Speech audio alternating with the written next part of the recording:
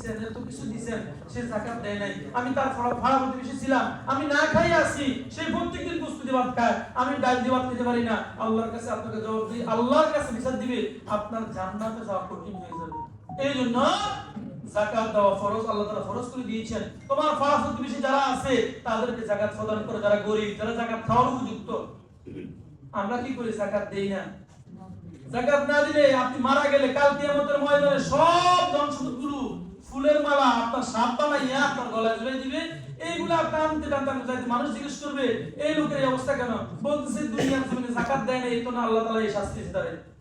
তাহলে আপনি কি কিয়ামতের ময়দানে কোটি কোটি মানুষের সামনে এই ধন সম্পদগুলো লইয়া গলায় ঝুলাইকে হাঁটবেন? এই জন্য আল্লাহ দেওয়া মাল থেকে আপনাকে যাকাত দিতে হবে। আপনার আল্লাহ দেওয়া মাল থেকে আপনাকে কি করতে হবে? যাকাত দিতে হবে। আবার ফিতরা, ফিতরা গরিবের হক।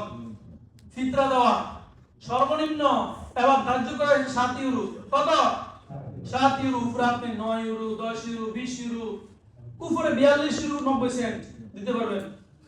ফিতরা এটা কি? ফিতরা আপনার শরীরের ফিতরা আছে না নাই? জনপ্রতি।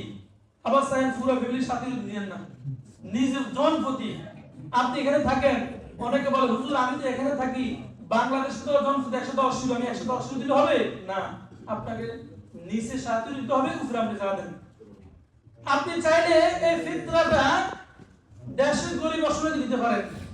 আবার আপনি চাইলে এখানে বক্স থাকে, ফিতরার বক্স, এই ফিতরা বক্স দিতে পারেন। এখানে দিলে কি হবে? এখানে দিলে আপনার এখানেও গরিব অসহায় আছে, আপনার কিছু রোমানিয়া আছে বা কিছু অন্য জাতি আছে, প্রায় সময় আমাদের এখানে আপনার লিস্ট দিয়ে দেয়, ডকুমেন্ট দিয়ে দেয়, ফিতরা খাওয়ার উপযুক্ত ফিতরা। আবার আমরা অনেকে কি করি? আবার ফিতরা বাট্টা করে আমরা দেশে পাঠা দিই না। এই সিস্টেম হবে না। সিস্টেম হবে আপনি যেখানে থাকেন ওখানে ফিতরা দেওয়া। এখানে যদি বক্স দেন আপনাদের আমানত সুন্দরভাবে বন্টন করে দেওয়া হয়। এমন লোক আসে প্রায় আপনার 60-70 জন, 60 থেকে 70 জন আসে, সিরিয়ালে আসে ঈদের পরে। আর ফিতরা দিতে হবে ঈদের নামাজের আগে, আগে দিয়ে দিতে হবে। ঈদের পরে নামাজ পড়ার পরে দিতে হবে না, আগে ফিতরা দিয়ে দিতে হবে। এই যে লাইন ধরে থাকে আয়সা, কারো আগে 34 ইউরো পড়ে, কারো আগে 20 ইউরো পড়ে, এইভাবে একটা সমান করে ভাগ করে আমাদের শায়েখ আব্দুল হামিদ সাহেব কি করে বন্টন করে দেয়। তো আমরা যারা বাংলাদেশে পাঠা দিব সমস্যা নাই, আর যারা এখানে দিব এটা সমস্যা। আপনার আমানত আপনি গরিব অসহায় বুঝতে যাবে। তাহলে আপনার ফিতরা কত কাজ করা হলো? নিচে 7 ইউরো, উপরে 42 ইউরো 90 সেন্ট।